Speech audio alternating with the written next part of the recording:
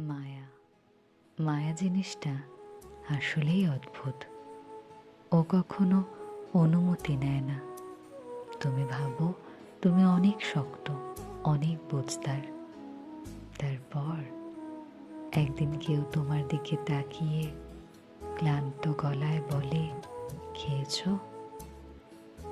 কেউ তোমার ভেজা ছাতাটা নিয়ে বারান্দায় মেলে দেয়। কেউ তোমার রাগের মাঝেও ফোনটা কেটে দেয় না, চুপ করে শুনে। ওইটুকুতেই বুকের ভেতর একটা অদৃশ্য সুতো বাঁধা পড়ে যায়। তুমি টেরও পাও না কখন তুমি আটকে গেছো।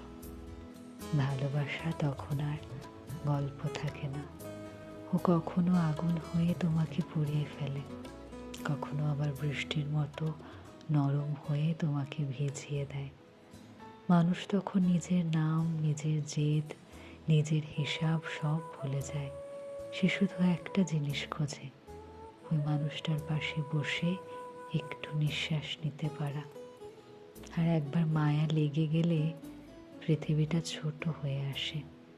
ভিড়ের মধ্যে একটা মুখই তখন ঠিকানা হয়ে যায়। তার হাসিটা থাকলেই দিনটা ভালো, তার মন খারাপ হলেই তোমার সব কিছু এলোমেলো।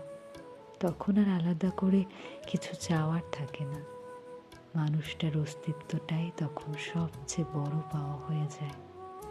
যেন সে পাশে আছে মানেই পুরো পৃথিবীটা তোমার পক্ষে আছে।